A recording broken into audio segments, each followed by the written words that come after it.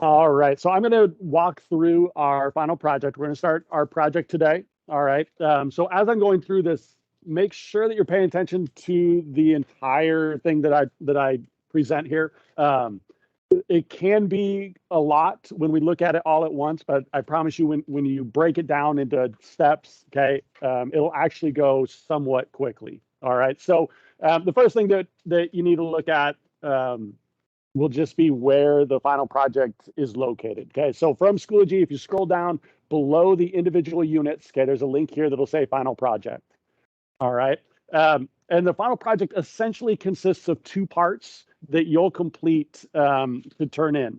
You are going to be given a family scenario, all right, and you'll be required to create a budget for them for 1 month. Now, each scenario is different. Some have one adult, some have two adults, some have children, some have no children. Okay, some have really young infants, and some have grown adult children. Some are earning quite a bit, some aren't earning very much at all. All right, so each scenario is going to be a little bit different. So you'll need to take into account your particular scenario when constructing your budget.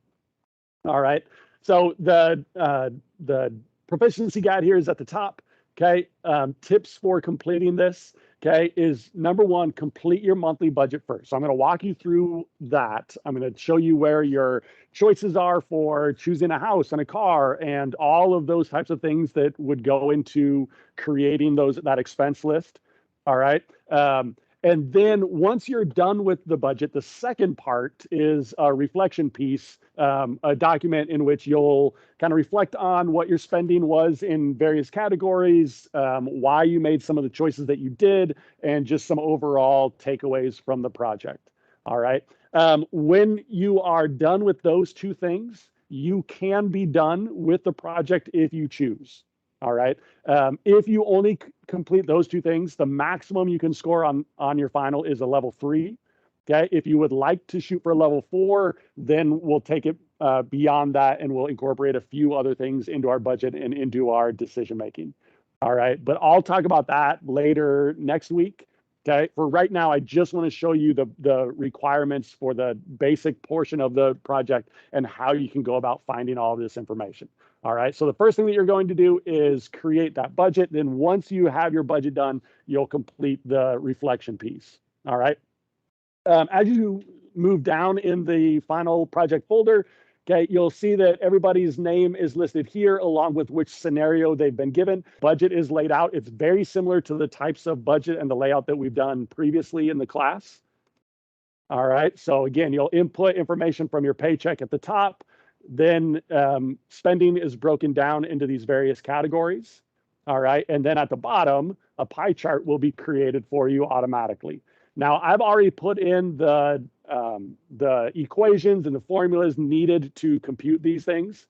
So, for example, okay, I'm going to skip all this the deductions for the moment. Let's say that I'm making, 4,000 in gross income for the month, right? Before any taxes. And let's just say, I'm just going to make these up. 500 goes to federal withholding, 100 to state withholding, 40 to Social Security, 10 to Medicare. You'll see that the deductions are going to add up automatically for you, and they're going to subtract from your gross to get you down to your net, right? So make sure that you're using this net income then as the basis of your budget. Now, let's say that I put 300 into savings and I put another 400 into investing. Okay. Your subtotal is going to add up automatically, and it's going to calculate how much of your take home pay, of your net income, is going toward that overall category. All right. So this column D, you don't need to do anything in that column. That's going to calculate automatically for you. Anywhere, any line that says either total or subtotal, okay, you don't need to do anything in that line because that's going to add up automatically for you. Okay, so for example, if my car cost me $350 a month and I have $70 in insurance and I put 110 toward gas, okay, again, you'll see that automatically starts to add up in the subtotal, and the percentages calculate automatically. Down at the bottom, okay, you'll see the overall money that you have left over. So you can see what your expenses are, and then what's not yet allocated into the various categories. Okay, so that'll adjust as you continually use this. All right. And just as a reminder, what ideally do we want the budget to get down to? Zero, right? That's why we called it a zero-based budget, because we want every dollar coming in to be allocated to some purpose. Then you'll have at the very bottom a snapshot, right? I've only put expenses in two categories, but you can see that the information from top will come down here. You'll see how the categories are split up, and then a pie chart will start to form as you add that information. Okay, so that's all done for you. The only thing you need to do is make the choices for your budget and enter that information in here. So I'm going to show you an example of one of these budgets for one of the scenarios. All right, so the scenarios, by the way, are just below this, this example in this scenarios folder. So you can see within here, there are the family information. Okay, so you'll open up, you'll click or download or whatever you want to do, the family that you are assigned. And then this general info is the where you'll find the information for making purchases and choices. It's also posted here if you don't want to open it up separately. It's right here on the main page as well. All right, so I'm going to show you, I took this Stapleton family. Okay, I'm going to show you what one of these family scenarios look like, and then I'm going to show you how I took that information and put it into the budget. All right, so your files will all look very similar, but obviously the details in it are going to be slightly different. So my family, the Stapleton family, is Mert and Jamie. As I scroll down, okay, here's background on the family. So Mert is a white male, 35, divorced. Jamie is his 8-year-old son. Okay, they live in a non-metropolitan area. His occupation and his education level are given. Then there's some background information on Mert and on Jamie and just their kind of family dynamics. Okay, you'll notice that some of the background is in black, and then occasionally there's information that's in red. The red indicates that you need to include that in your budget. All right, so those are things that have already been established for your family already. So my individual is divorced. He has a son that lives primarily with the mom. Okay, so you'll notice as you read through it, it says Mert pays his ex-wife $288 in child support each month. So that's not a choice that you get to make. That's dictated by the courts. You have to put that into your budget. All right, but there are other things here that they've already established that they do as well. Jamie's in Boy Scouts. That costs money every month. They have a tradition of going out on various adventures, or the dad takes his mom out to eat once a month or so on. Okay, so there's things in here that that the family has already established that you need to include in your budget. Beyond that, okay, you've got his paycheck. So you'll see how much his regular pay is, his gross pay for the month. If I look, it is for the entire month of February. Okay, so it's for the entire February paycheck. So you don't need to figure out, is this weekly or bi-weekly or semi-monthly? Okay, it's for the entire month. So he's earning $4,850. Then after these deductions, okay, his total net pay is $3,174. So in your budget, right, you want to make sure that your net pay works out to equal the same as the paycheck amount. Okay, otherwise you're gonna be off, right? So that's all given to you already. As you're looking through this, pay attention above the paycheck itself to the information in the benefits and the retirement. All right. We talked about with insurance, right? A lot of individuals get their insurance through their employer, whether the employer pays for it completely or whether they pay a portion of it. All right. So you'll want to make sure and look to see if you're covered through an employer-provided medical insurance plan, because one of the biggest mistakes that I see is that students already have insurance through their job, but then they end up purchasing health insurance as well. Right. So if you're already getting your insurance through your job, you don't necessarily need additional insurance unless you have family members that aren't covered under this plan. So here it says the medical costs $314 a month with a $500 deductible. Dental is $34 a month. Vision is $3.05 each month. And it's 75% covered by the employer. All right, which means that Mert has to pay $87.86. Now, because this is coming out through his employer, that $87.86 you can see is already listed as a deduction and is already coming out of his paycheck.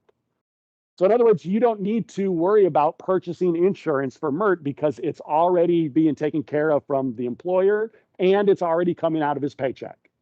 All right. Notice that it says it includes his self only, meaning he's the only one that's insured by this plan.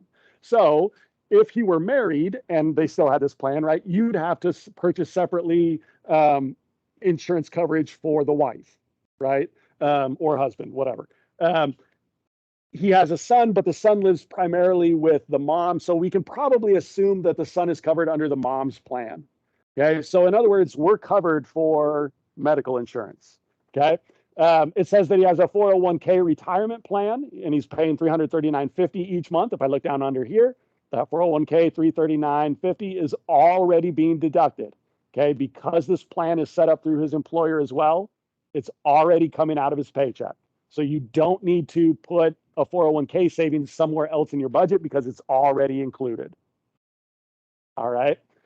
Then as you go through, it's more information about the job that he has. You have the job opening that they applied for, so you can see a little bit about what they do, right? And that is what your scenarios are going to look like. If you have two adults that are earning incomes, okay, you'll have a second page with their income as well. All right. But you'll take that information, and the first thing that you'll do is from the paycheck, you'll put that into your budget, right? So you can see that I put the $48.50 that he has in gross income, all of those deductions, okay, and he ends up with that $3174.01. So this is the amount that I'm building off of. All right. So once you get the income information in there, then it's time to make some of your decisions about how to spend the rest of the money. Okay. So again, in the scenarios folder, there's this general information and purchasing choices. I also have posted it, just embedded it in a view this way, right below there. Okay, so this will be the same for everybody. Okay, the housing choices, the car choices, right? Those are all going to be consistent. So the first thing, because it's been a while since we talked about paychecks, okay, if you need a quick little review, that first page breaks down this pay stub. You can see the various points are identified. On the second page, it walks you through those. Okay, so if you need a refresher about gross pay versus net pay, or about deductions, or about any of those things, okay, those first couple of pages talk through that. But then we get into our choices. So we have some housing choices, okay, advantages, disadvantages of renting versus buying, mortgages, renters insurance, homeowners insurance. Make sure that you read through all that. Then we have a couple of pages of house choices to purchase. Okay, just like the background information for your family, some of the information is in black and some of it is in red. If it's black, okay, it's useful information. It might be pertinent to helping you make a choice, okay, but you don't need to put it in your budget spreadsheet. If it's in red, it needs to go in your budget. All right, so we've got some houses here, you know, mortgage, insurance, property taxes, average monthly repairs and maintenance costs, and so on. Okay, it also has the total in black. It's got the total cost of the house, how big it is, the number of bedrooms, bathrooms. In black over here with the financial information, it shows you what the down payment was. That's already in black, so you can assume it's already been paid. Okay, over the lifetime of the loan, how much interest it'll cost, and then where it's located. Okay, all these first four houses say location is anywhere. Okay, but then when we get down to house E, it says location is metro area, so a city with a population under 1 million, and non-metro or rural areas only. All right, so if you think back, if you remember from my scenario, it said non-metropolitan area only, I believe. Let me double check.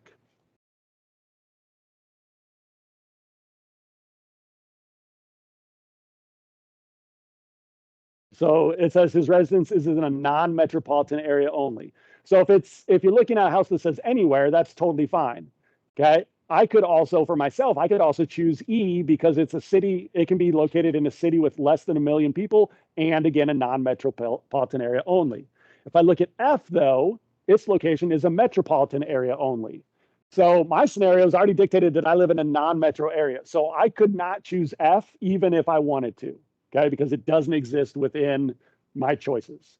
All right. Then there are sometimes where it says it identifies what type of city, like this one says a metro with a population under 5 million or non-metro. This one is a metro area with under 2 million or non-metro. All right. So you want to make sure that you're paying attention to that. If you don't want to purchase or you can't work it into your budget to purchase a home, there are options here to rent. Again, make sure that you're paying attention to the information in black, but the information is red is what you'll need to include in your budget. All right. Then we get into other options that go along with your house. So water, power, garbage, right? These are your utilities. If you purchase your home, you'll have to pay for all three of those. If you rent, you may or may not have to pay for those because some of them might be included in the cost of rental. So for example, rental H here says your rent includes water and garbage. Okay, so your water bill and the garbage is already included in that $635 rent. So the only thing you would need to do is pay for the electricity.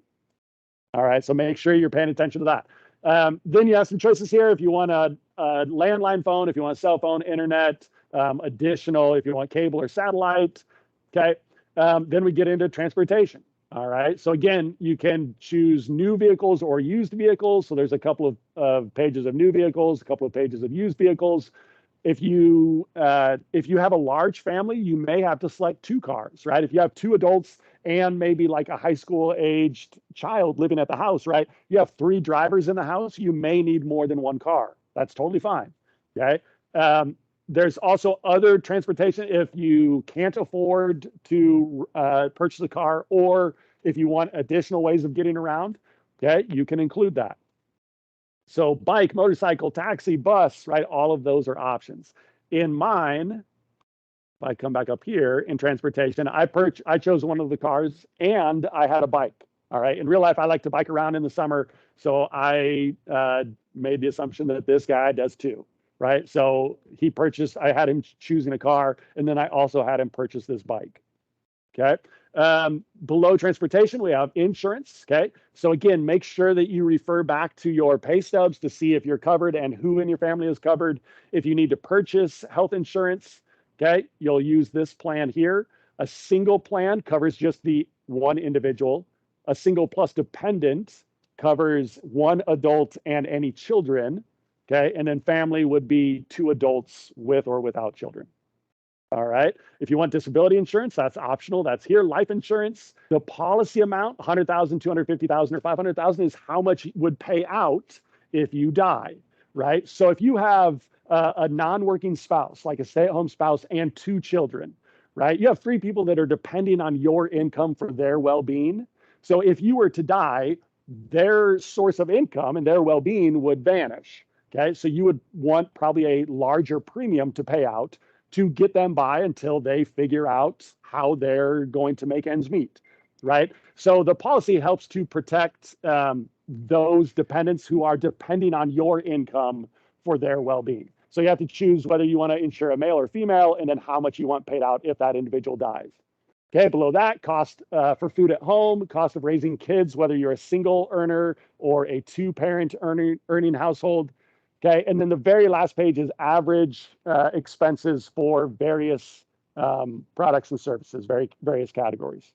Okay, so this packet is where all of your purchasing decisions are located. And then what you'll do is you'll make these decisions and you'll start putting them into your budget.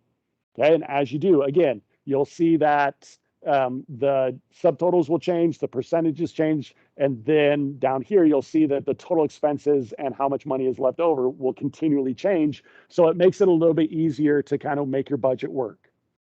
All right. So that's why I said to do your budget in its entirety before you start the worksheet that goes along with it. Because if you don't have this down to zero, right, you may have to make adjustments to your budget, and you don't want to do half of the worksheet and then realize, oh, shoot, I need to go back and make changes to which car I purchased or which house I chose. All right.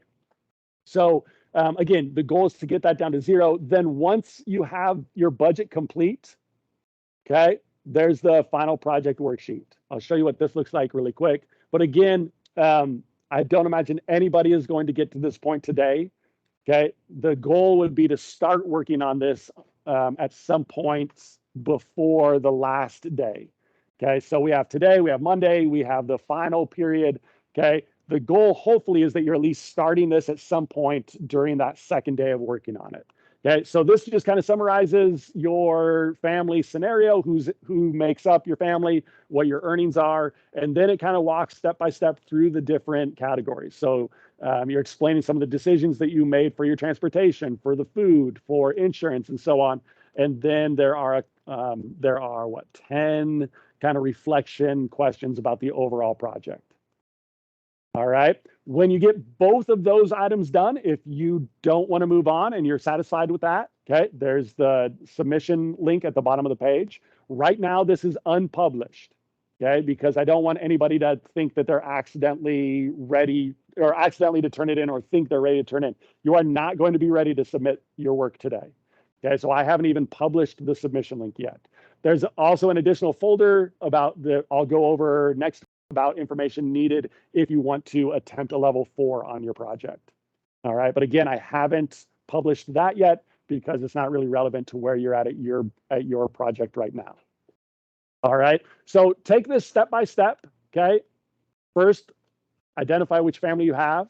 Okay, I would take before diving into creating your budget, read through that packet. Okay, understand who's in your family, how many individuals, what the basic scenario is. Are you making a lot of money? Are you making not very much money? Do you have 3, 4, 5 people in your family, or is it just you, and so on? Okay, so get a sense of your family. Look over some of the purchasing decisions more in depth. Okay, and then you can open up budget and then start to kind of fill in that work. All right. One last note about this. These budgets are Google Docs. Okay. So they'll save automatically in your Google folder. Okay. So if you need to come back to this, if you don't finish during today, and many of you won't, okay, if you choose to work on it on your own outside of class, whether it's at night or the weekend or whatever, okay, don't go back to this final project page and re-download or make a new copy of this budget, because anything that you would have worked on today won't be in that new copy. Okay, instead, you'll need to go back into your Google folder and find the file that you've already started working on. Okay, same thing with the final worksheet. Okay, this is a Google Doc, so it'll be in your Google Docs folder. Okay, so if you start working on this today or on Monday or whatever, okay, and you don't finish and you need to come back to it at home or the next day in class, right? Don't open up or make a new copy of it. Go back into your Google Docs to find the version that you've been working on. All right, so I'm going to be here. I'll help you out with any questions that you may have, and it's very likely that you may have some, especially early on as you're just kind of getting your feet wet with the project. So don't hesitate at all to ask me any questions, but otherwise, you can go ahead and get started on this.